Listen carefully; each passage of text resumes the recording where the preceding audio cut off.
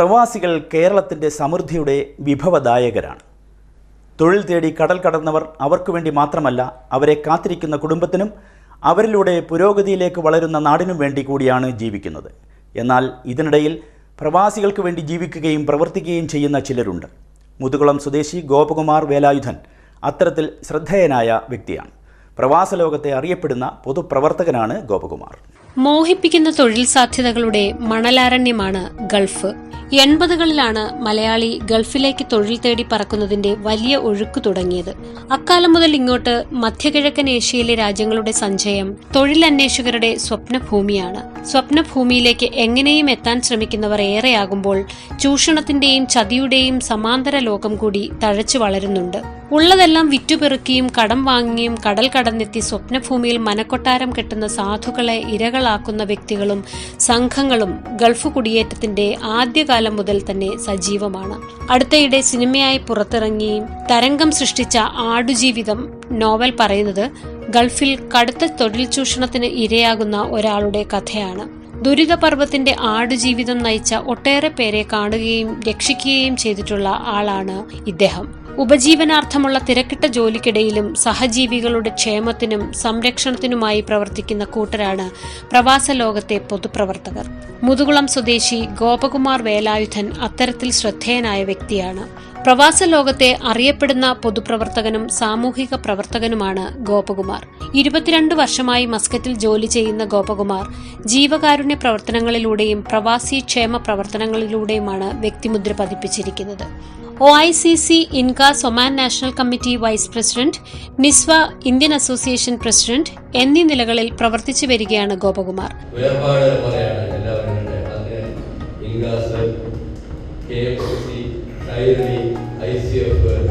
പിന്നെ നിങ്ങളോടൊപ്പം പ്രവർത്തിച്ച നിങ്ങളോട് ഒരുമിച്ച് ജോലി ചെയ്ത നിങ്ങളുടെ മുന്നിട്ടിരിക്കുന്ന എല്ലാ സംഘടനാ പ്രവർത്തകരും അതിന്റെ ഭാരവാഹികളും അല്ലാതുള്ളവരുമായ ഒരുപാട് ആൾക്കാർ ഇതിനു വേണ്ടിയിട്ട് സ്വന്തം വീട്ടിലെ ഒരു അംഗത്തിന്റെ വേർപാട് പോലെ അവരത് നെഞ്ചിലേറ്റി എല്ലാമാണ് നമ്മളോടൊപ്പം നിന്ന്. അതുകൊണ്ട് തന്നെയാണ് നമ്മൾ തന്നെ ഇടപെട്ടിട്ടാണ് അത് ഇത്രയും കടന്നെത്തിക്കാൻ കഴിയുന്നത്. അവരെ നാട്ടിലെത്തിച്ച് ഇപ്പോഴും അവരുടെ കുടുംബക്കാരുമായിട്ട് ഇവരെല്ലാവരും സംസാരിച്ചുകൊണ്ടിരിക്കുകയാണ്. ഇതൊരു കൂട്ടായ്മയാണ്, ഇതൊരു നമുക്കൊരു മാതൃകയാണ്. ഞാനും ഹാരിക്കുകയും ബാക്കി എല്ലാവരും ആ സമയം മുതൽ അവിടെ നിന്ന് പ്രവർത്തിച്ചാണ്. ഞങ്ങൾക്ക് അത് അനുഭവിച്ചറിഞ്ഞാണ്. കലാ സാംസ്കാരിക പരിപാടികളുടെ സംഘാടകനെന്ന തരത്തിലും മാതൃകാപരമായ പ്രവർത്തനം നടത്തുന്നു. ഇന്ത്യക്ക് പുറത്തുള്ള കോൺഗ്രസ് പോഷക സംഘടനയായ OICCയിലൂടെയാണ് ഇദ്ദേഹം പൊതുരംഗത്ത് വന്നതെങ്കിലും ജീവകാരുണ്യ രംഗത്ത് കൂടുതൽ ശ്രദ്ധ കേന്ദ്രീകരിക്കുകയായിരുന്നു. വിസ തട്ടിപ്പിനിരയായി വന്നവർക്കും തൊഴിലിടത്തെ ചൂഷണത്തിനിരയായവർക്കും ഗോപകുമാർ ഒരു ആശാകേന്ദ്രമായി. ഇത്തരത്തിൽ ദുരിതം അനുഭവിച്ച 100 കണക്കിന് ആളുകളെയാണ് ഗോപകുമാറിന്റെ നേതൃത്വത്തിൽ രക്ഷപ്പെടുത്തി നാട്ടിലെത്തിച്ചത്. പ്രവാസ ജീവിതത്തിനിടയിൽ അപകടത്തിൽപ്പെട്ടും രോഗം ബാധിച്ചും കഷ്ടതയിലായവർക്ക് താങ്ങും തണലുമായി ഗോപകുമാർ പ്രവർത്തിച്ചതിന് ഒട്ടേറെ ഉദാഹരണങ്ങളുണ്ട്. പ്രവാസ ജീവിതത്തിനിടെ ജീവൻ തന്നെ പൊലിയേണ്ടി വന്ന നിരവധി പേരുടെ ഭൗതിക ശരീരം ഉറ്റവർക്കും ഉടയവർക്കും ഒരു നോക്ക് കാണാനായി നാട്ടിലെത്തിച്ചതിന് മുന്നിൽ നിന്ന് പ്രവർത്തിച്ചതിലൂടെയും ശ്രദ്ധേയനാണ് ഇദ്ദേഹം. പിന്നെ കൊറോണ സമയത്ത് കല്ലക്കുളങ്ങനെയുള്ള ഒരു പയ്യൻ ഉപയോഗിച്ച് മരിച്ചു. അത് ശരീരം ഇവിടെ എത്താൻ താമസിക്കുന്നു. അങ്ങനെ ഒരു ദിവസം രാത്രി 11 മണിക്ക് ആ സാറിനെ വിളിക്കുകയാണ്. സാറിനെ വിളിച്ചിട്ട് പറഞ്ഞാൽ CR ഇപ്പോൾ വിളിച്ചു വെച്ചതേ ഉള്ളൂ. CR പക്ഷേ ഇതിൻ്റെ കറക്റ്റ് ഡീറ്റെയിൽ അറിയത്തില്ല. ഗവൺമെൻറ് കാര്യം ചെയ്യാം, ഇത് എവിടെയാണ് സ്റ്റക്കായി നിൽക്കുന്നത് നോക്കിയിട്ട് സാറിൻ്റെ പ്രൈവറ്റ് സെക്രട്ടറി കീർത്തിക്കും വോയിസ് മെസ്സേജ് ചെയ്യാൻ പറ്റും. ആ 12 മണിക്ക് ഞാൻ ചെയ്തിട്ട് എന്നെ തിരിച്ചു വിളിച്ചിട്ട് പറഞ്ഞാൽ നാളെ ഞാൻ മുരളീധരൻ മിനിസ്റ്ററായിട്ട് സംസാരിച്ചിട്ടുണ്ട്, നാളെ 10 മണിയാകുമ്പോഴത്തേക്ക് വിവരം പറയാൻ പറഞ്ഞു. 9:30 ആയപ്പോൾ പുള്ളി തിരിച്ചു വിളിച്ചിട്ട് ഇന്നത്തെ ഫ്ലൈറ്റിന് അതായിരുന്നു. വിദേശത്ത് ജോലി തട്ടിപ്പിന് ഏറ്റവും കൂടുതൽ ഇരയാകുന്നത് സ്ത്രീകളാണെന്നാണ് ഗോപകുമാർ പറയുന്നത്. പണ്ട് കാലത്ത് ആണുങ്ങളായിരുന്നു ഒരുപാട് വിസ തട്ടിപ്പിന് വരുന്നത്. ഇന്നത് മാറി, ഇന്ന് സ്ത്രീകളായി. ഈ ഗാർഹിക ജോലിക്കെന്ന് പറഞ്ഞിട്ട് അല്ലെങ്കിൽ മറ്റ് സെയിൽസുകൾ എന്ന് പറഞ്ഞിട്ട് ഇവിടുന്ന് ടൂറിസ്റ്റ് വിസയിൽ 28 ദിവസം അല്ലെ 60 ദിവസം വിസയിൽ അവിടെ കൊണ്ടുവന്ന് കഴിഞ്ഞിട്ട് പിന്നീട് ഇവരുടെ വിസ ട്രാൻസ്ഫർ ചെയ്യാമെന്ന് പറഞ്ഞായിരിക്കും വരുന്നത്. ഇത് അറിയാതെ അവിടെ വന്നിട്ട് ഇവർ പെട്ടുപോവുകയാണ്. ഇവിടെ അറബ് സ്പീഡുകളിലേക്ക് വിടുക. ഇവർക്ക് ലാംഗ്വേജ് അറിയത്തില്ല, ജോലി അറിയില്ല, കമ്മ്യൂണിക്കേഷൻ ഒന്നും ഇല്ലാതെ പെട്ടുപോവുകയാണ്. ഇതിൽ ഏറ്റവും കൂടുതൽ എന്ന് പറഞ്ഞു കഴിഞ്ഞാൽ നമ്മുടെ ആൾക്കാരെ ചതിച്ചാണ് കൊണ്ട് പൂർണ്ണമായിട്ടും ചതിച്ചു കൊണ്ടുവരുന്നതാണ്. കേരളം, തമിഴ്നാട്, ആന്ധ്ര, പഞ്ചാബ് സ്വദേശിനികളാണ് തട്ടിപ്പിൽപ്പെട്ട് കുടുങ്ങുന്നവരിൽ ഏറെയും. ഗൾഫിലെത്താനുള്ള മോഹം മുതലാക്കി ഇവരെ തട്ടിപ്പിന്റെ വലയിലാക്കാൻ ആസൂത്രിതമായി പ്രവർത്തിക്കുന്ന സംഘങ്ങൾ തന്നെയുണ്ട്. ഇരകളുടെ അജ്ഞതയാണ് ഇവർ മുതലാക്കുന്നത്. ജോലിയുമായി ബന്ധപ്പെട്ട കാര്യങ്ങൾ വ്യക്തമായി മനസ്സിലാക്കുകയും രേഖാമൂലമുള്ള വിവരങ്ങൾ തേടുകയും ജാഗ്രതയോടെ മുന്നോട്ടു പോവുകയും ചെയ്താൽ തട്ടിപ്പിനിരയാകില്ലെന്നും ഇദ്ദേഹം പറയുന്നു. എനിക്ക് പറയാനുള്ള ഒരു ചെറിയ ഉപദേശം നമ്മുടെ അനുഭവത്തിലുള്ളത്, നിങ്ങൾ ഈ വരുന്നവര് പ്രോപ്പർ ചാനല്, അതായത് മതിയായ രേഖകൾ, എനിക്ക് ഇത്ര ശമ്പളം, എനിക്ക് അക്കോമഡേഷൻ, മെഡിക്കൽ, ഇതൊക്കെ ഉണ്ട്, അല്ലെങ്കിൽ ഓവർ ടൈം ചെയ്ത് കഴിഞ്ഞാൽ എനിക്ക് ഓവർ ടൈം കാശ് കിട്ടും, ഇതൊക്കെ കമ്പനിയുടെ അല്ലെങ്കിൽ അവിടുത്തെ ലോക്കൽ സ്പോൺസർ, സിംഗിൾ സ്പോൺസർ ആണെങ്കിൽ അവരുടെ ലെറ്റർ ഹെഡിലുള്ളതുമായിട്ട് വന്നെങ്കിൽ മാത്രമേ നിയമപരമായിട്ട് നമുക്ക് എന്തെങ്കിലും ചെയ്യാൻ പറ്റുള്ളൂ. പ്രത്യേകിച്ച് സ്ത്രീകൾ ടൂറിസ്റ്റ് വിസ വരികയാണെങ്കിൽ 1 അല്ല 9 പ്രാവശ്യം ചിന്തിച്ചിട്ടേ വരാറുള്ളൂ. അത് നമ്മുടെ നിയമം അനുസരിച്ചിട്ട് ഒരാളിനെ ട്രാവൽ ചെയ്യിക്കാതിരിക്കാൻ പറ്റില്ല. അങ്ങനെയാണ് ഇവർ വന്നു ചേർന്നത്. അതാണ് എനിക്ക് പറയാനുള്ളത്. പ്രത്യേകിച്ച് നമ്മുടെ സഹോദരിമാരോട് പറയാനുള്ളത്, അവിടെ വന്നിട്ട് അനുഭവിക്കുന്നത് നമ്മൾ കണ്ടിട്ട് ചിലപ്പോൾ നമുക്ക് നമ്മളോട് തന്നെ ദേഷ്യം തോന്നും. എന്തിന് നമ്മുടെ ഇവിടെ പോയി കഴിഞ്ഞാൽ 1000 രൂപ കുറഞ്ഞ ജോലിക്ക് കിട്ടുന്നത്, അതിട്ടിട്ടാണ് അവിടെ വന്നിട്ട് ഈ കഷ്ടപ്പാട്, അടിയും മറ്റ് രീതിയിലുള്ള ചൂഷണങ്ങളും, ശമ്പളം കിട്ടുന്നില്ല, ഇതൊക്കെ കാണുമ്പോൾ ഇവരോട് പറയാനുള്ളത്, നിങ്ങൾ 9 പ്രാവശ്യം ചിന്തിച്ചതിന് ശേഷം മാത്രമേ കേൾക്കാവൂ. ജോലി തട്ടിപ്പിന് ഇരയായി കുടുങ്ങിക്കിടക്കുന്നവർക്ക് നിയമസഹായം, നാട്ടിലെത്താൻ ആവശ്യമായ സഹായം എന്നിവയൊക്കെ നൽകുന്ന ഗോപകുമാറിന് ഇതുമായി ബന്ധപ്പെട്ട ഒട്ടേറെ അനുഭവങ്ങളും പങ്കുവയ്ക്കാനുണ്ട്. ഇവരെ തിരിച്ചു കയറ്റിവിടുക എന്ന് പറഞ്ഞാൽ അത് വലിയൊരു പ്രോസസ്സാണ്. ഒരുപാട് കടമ്പകളുണ്ട്. ഇത് നമുക്ക് ചുറ്റുമുള്ള നമ്മുടെ കായംകുളം തൊട്ട് കോട്ടയം തൊട്ട് കേരളത്തിൽ അങ്ങോളം ഈവൻ ആന്ധ്രക്കാർ വരെ നമ്മൾ കയറ്റി വിട്ടിട്ടുണ്ട്. അതൊരു കൂട്ടായ പ്രവർത്തനമാണ്. പക്ഷേ ഇത് നമ്മൾ മുന്നിട്ടാണ്. ഇന്ന് പകലൊന്നോ രാത്രിയൊന്നും ഇല്ലാതെ എംബസി, പോലീസ് സ്റ്റേഷൻ, ഇമിഗ്രേഷൻ, അങ്ങനെ ഒത്തിരി കടമ്പകൾ കടന്നിട്ടാണ് നമുക്കൊരാളിനെ കയറ്റി വിടാൻ പറ്റുന്നത്. പക്ഷെ അതൊരു നിസ്സാരമായ ഇതല്ല. നമ്മൾ അവിടെ നിന്ന് അത് അനുഭവിക്കുമ്പോൾ മാത്രമേ അറിയത്തുള്ളൂ.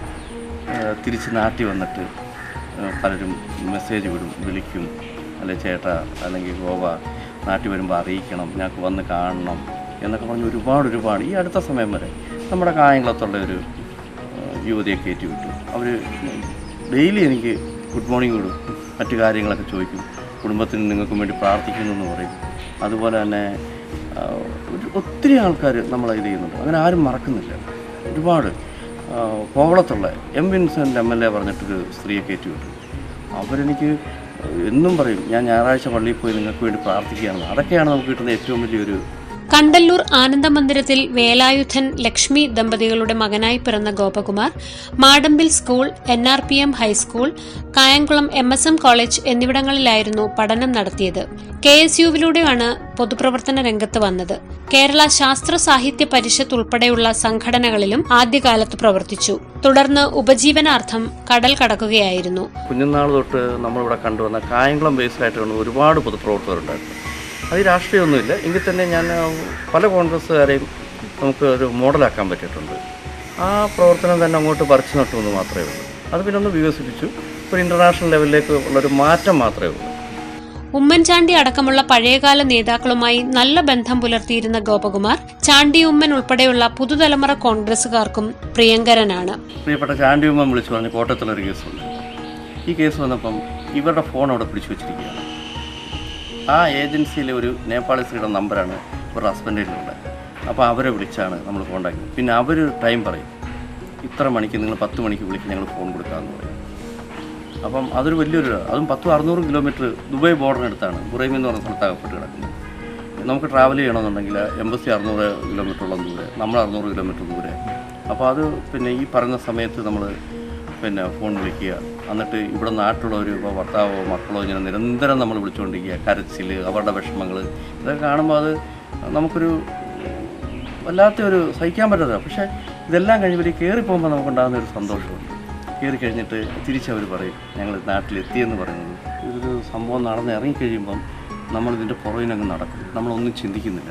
ഇതൊക്കെ കഴിഞ്ഞിട്ട് നമ്മൾ ചിലപ്പോൾ ഒറ്റപ്പെട്ട് നിൽക്കുന്ന ചില സമയത്ത് നമ്മൾ തന്നെ അറിയാതെ കരഞ്ഞിട്ടുണ്ട്. ഈ അടുത്ത സമയത്ത് 2 മലയാളി നഴ്സുമാരെ ഒരു ഈജിപ്ഷ്യൻ നഴ്സിനെ റോഡ് ക്രോസ് ചെയ്യുന്ന സമയത്ത് ക്രോസ് ചെയ്ത് അവരുടെ സൈഡ് നിൽക്കുകയാണ്. ഇവരെ ഒരു കാറ് വന്നിടിച്ചിട്ട് ഇവർ ഓൺ ദ സ്പോട്ട് മരിക്കുകയാണ്. അതിന് രാപകലോടി അവരുടെ ഒന്ന് കൊട്ടിയത്തുള്ളത്, ഒന്ന് തൃശ്ശൂരിനടുത്തുള്ള ഇത് കയറ്റി വിട്ടു. അതൊക്കെയെന്ന് പറഞ്ഞാൽ പൊടിക്കുഞ്ഞുങ്ങൾ, ഒരു സിസ്റ്ററിൻ്റെ അമ്മയുണ്ട്, പ്രായമായ അമ്മയുണ്ട്. അപ്പോൾ അതെല്ലാം ചെയ്ത് കഴിഞ്ഞിട്ട് പിന്നെ നമ്മൾ ഒറ്റയ്ക്ക് ചിലപ്പം ഇങ്ങനെ ഇരുന്ന് കരയും, അറിയാതെ കണ്ണീര് വീണു. പ്രവാസികളെ ഏറ്റവും കൂടുതൽ ദ്രോഹിക്കുന്ന കാര്യം വിമാന ചാർജ് വർധനയാണെന്ന് പറയുന്ന ഇദ്ദേഹം സർക്കാരുകൾ ഇക്കാര്യത്തിൽ ക്രിയാത്മകമായ ഇടപെടൽ നടത്തേണ്ട കാലം അതിക്രമിച്ചുവെന്നും അഭിപ്രായപ്പെടുന്നു. ഇതൊരു ലോബിയാണ്.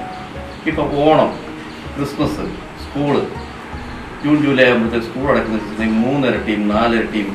അതായത് ഇപ്പോൾ 10,000 രൂപയ്ക്ക് ഓഫീസിൽ പോകുന്നത് 50,000 60,000 വൺ വേക്ക് ടിക്കറ്റ് എടുത്ത് വേണ്ട അവസ്ഥയാണ്. ഈ സീസണിൽ ആർക്കെങ്കിലും നാട്ടിലൊരു ആപത്ത് പറ്റിയാൽ ഒരാൾക്കൊന്ന് കയറി വരണം, അല്ലെങ്കിൽ ഒരു ഫാമിലിക്ക് വരണമെന്നുണ്ടെങ്കിൽ ലക്ഷക്കണക്കിന് രൂപയിലാണ്. ഇത് എയർലൈൻ്റെ ലോബിയുടെ ഇതാണ്. അത് ഇവിടെ നമ്മുടെ ഇന്ത്യ ഗവൺമെൻറ് വിചാരിച്ചെങ്കിൽ മാത്രമേ നടക്കുള്ളൂ.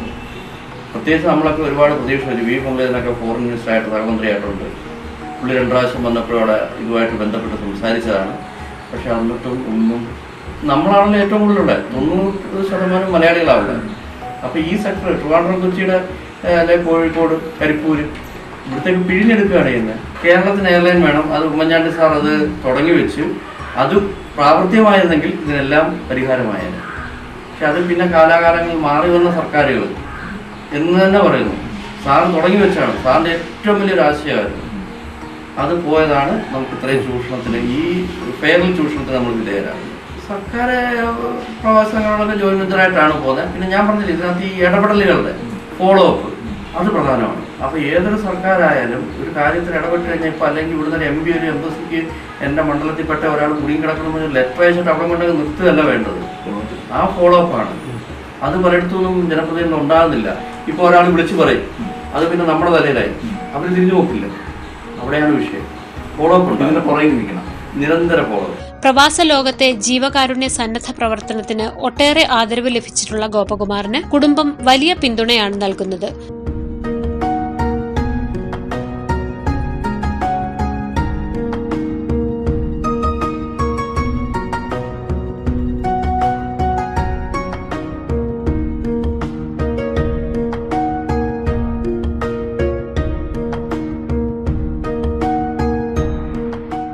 ഭാര്യ ജെസ്സി ഗോപകുമാർ, മക്കളായ പ്രണവ്, പ്രാർത്ഥന എന്നിവരടങ്ങുന്നതാണ് കുടുംബം.